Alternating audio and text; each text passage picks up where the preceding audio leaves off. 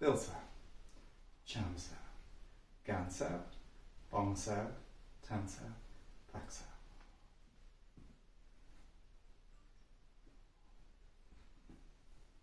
Same from fighting stance.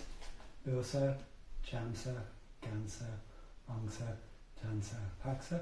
I can do it with your backhand. Doesn't work as well for some of the blocks. This is a slightly harder block, but it still can work fine.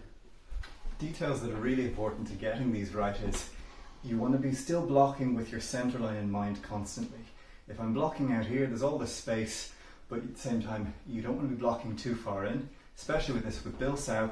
If your elbow is bent and you don't have enough resistance in this arm, you will fold on yourself and still get hit. So it's far enough out that you've got solid structure in this arm. You can hold when your partner throws that. You can actually just hold in place. They can put a bit of pressure and you'll feel that's strong. Here, not so strong. Out here, too far out. So that's the detail with Bilsao. Chamsao, the arm comes in along the centre line. If you've crossed your centre line, you've given away your position of blocking. You've created a space to get hit in. Gansao. This is deflecting. It works quite well to move out of the way. Essentially, my arm is like this. I'm not stopping on my palm. My hand is bladed. I'm pushing things off. If I imagine a straight kick or someone putting a push to my belly, that's the block. I would rather move out of the way as I'm blocking, because that just supports the protection which I'm doing. Bongsao, the hand comes up. It's really important here. The wrist is further out than the elbow. If my arm is like this, it's closer to Lansao then. The arm is up. But with the Bongsao, because of that here, it's now deflected here. The punch is going way off. It's created lots of lovely openings to respond with. But the wrist has to be further out than the elbow. And you are lifting with the elbow in mind. That's what helps feel the mechanic of that. This also works really well if you're walking through a crowd and suddenly something comes at you. It's so natural to recoil back and lift the arm up as a perfect protection. Yeah, against either head or against a straight kick to the body. That's a very good and effective deflection. Works from low guard as well, where I'm down here. Yeah, it sweeps perfectly. He lands on my outside and has a number of responses. From here we actually then move into Tansao. So again, Tansao is just palm up, fingers facing up to the face, using this side of my forearm. Tansao, Tansao. So I can do Tansao, I can then clear the space. I could do Tansao and straight in and hit. It can work well, so I blocked with one here, he throws another punch here. So just my hand's already in position, and then as another punch comes in on me, it just clears the space. If these mechanics are very new to you, think of Tansao as a bit like you're waving towards yourself. That's keeping the palm in and it's blocking here, which is not the most natural mechanic for a lot of people. The other thing is, in terms of dead centre, when I throw my Chamsao, this is right on the centre. If I keep my Tansao here, it depends on which side of this punch I'm blocking. I will often bring this wider than my centre line. So if Aaron punches here and I'm blocking to the outside, centre is going to cover me fine. But if he throws this side, if I just hit the centre, it doesn't really protect me.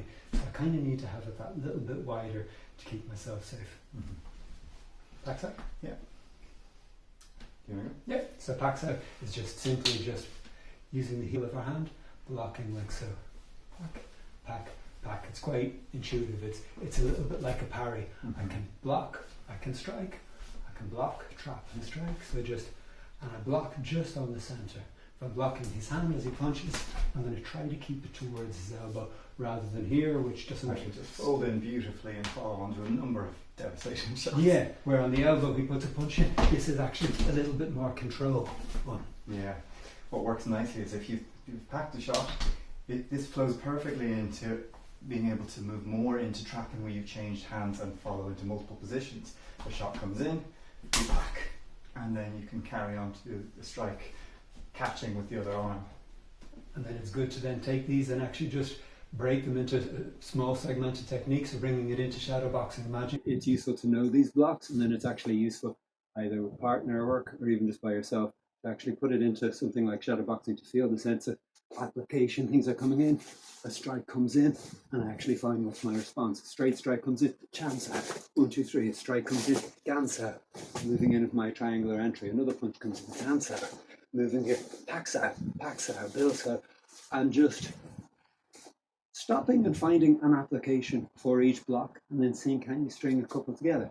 Packs out, strike, imagine a punch comes in, gans out, strike, a kick comes in, gans out, 1, 2, packs out again, builds out and punch.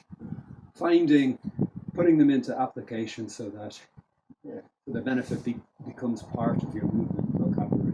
And while building any combinations routines, it's useful to, like you would be dodging several shots, you can be blocking several shots, but then you want responses. You don't just want to get stuck into blocking everything endlessly. You want this to become natural parts of your vocabulary, where you actually have realistic responses that are also drillable. Yeah, it's a temporary moment of control.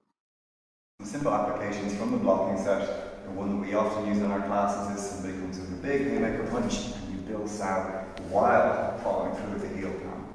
They're not simultaneous, there's a little bit of a delay, but essentially that open palm keeps it safe, so it's just really good to drill this as a response together the whole time.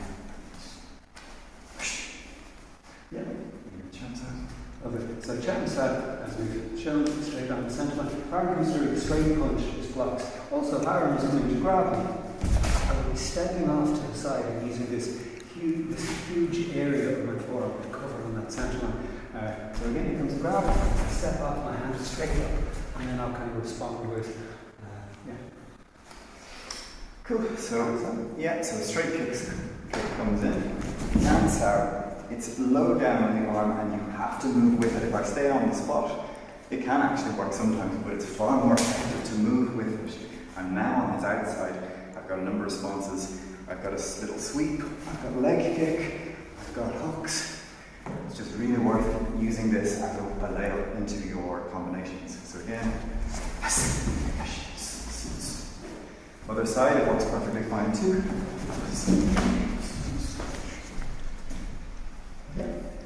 So from gans out, we come up to long side. If Aaron throws a straight punch, my arm just comes straight out, and then I can wrap it and strike. I could come to the inside and strike, but essentially, so this works against a straight punch. Well, it would also work very well against a straight kick again. It comes straight through, and just my arm just turns out like so.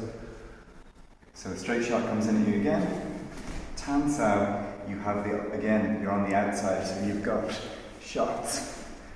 Straight shot comes in again. What you've got, and I really love this one, is you can step straight through for a reap. You find yourself perfectly on the outside. So the shot comes in, you tance out, you move across to the shoulders, you step behind the foot, and you just twist from here. Yeah. But if you don't do that, you've got lots of other responses just as easy on the outside.